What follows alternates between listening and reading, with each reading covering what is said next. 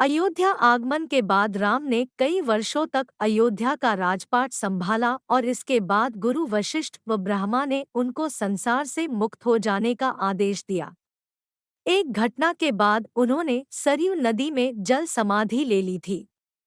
अश्विन पूर्णिमा के दिन मर्यादा पुरुषोत्तम राम ने अयोध्या से सटे फैजाबाद शहर के सरयू किनारे जल समाधि लेकर महाप्रयाण किया। श्रीराम ने सभी की उपस्थिति में ब्रह्मा मुहूर्त में सरयू नदी की ओर प्रयाण किया। उनके पीछे थे उनके परिवार के सदस्य भरत, शत्रुघ्न, उर्मिला, मांडवी और श्रुतकीर्ति का उच्चारण करते हुए वे सरयू के जल में एक एक पग आगे बढ़ते गए और जल उनके हृदय और अधरों को छूता हुआ सिर के ऊपर चढ़ गया। यमराज यह जानते थे कि भगवान की इच्छा के बिना भगवान न तो स्वयं शरीर का त्याग करेंगे और न शेषनाग के अंशावतार लक्ष्मण जी। ऐसे में यमराज ने एक चाल चली। एक दिन यमराज किसी विषय पर बात करने भगवान राम के पास आ पहुंचे। भगवान राम ने जब यमराज से आने का कारण पूछा तो यमराज ने कहा कि आपसे कुछ जरूरी बातें करनी है। भगवान राम यमराज को अपने कक्ष में ले गए। यमराज ने कहा कि मैं चाहता हूं कि जब तक मेरी और आपकी बात हो उस बीच कोई इस कक्ष में नहीं आए। यमराज ने अपनी बात को आगे बढ़ाते हुए कहा कि अगर कोई बीच में आ जाता है तो आप उसे मृत्युदंड देंगे। भगवान राम ने यमराज की बात मान ली और यह सोचकर कि लक्ष्मण उनके सबसे आज्ञाकारी हैं, इसलिए उन्होंने लक्ष्मण जी को पहरे पर बैठा दिया। यमराज और राम जी की बात जब चल रही थी उसी समय दुर्वासा ऋषि अयोध्या पहुंच गए और राम जी से तुरंत मिलने की इच्छा जताई। लक्ष्मण जी ने कहा कि भगवान राम अभी यमराज के साथ विशेष चर्चा कर रहे हैं। भगवान की आज्ञा है कि जब तक उनकी बात समाप्त नहीं हो जाए कोई उनके कक्ष में नहीं आए। इसलिए आपसे अनुरोध है कि आप कुछ समय प्रतीक्षा करें। ऋषि दुर्वासा लक्ष्मण जी की बातों से क्रोधित हो गए और कहा कि अभी जाकर राम से कहो कि मैं उनसे मिलना चाहता हूँ, अन्यथा मैं पूरी अयोध्या को नष्ट होने का शाप दे दूंगा।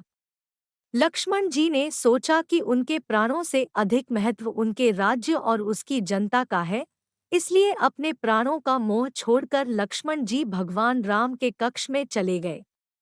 भगवान राम लक्ष्मण को सामने देखकर हैरान और परेशान हो गए।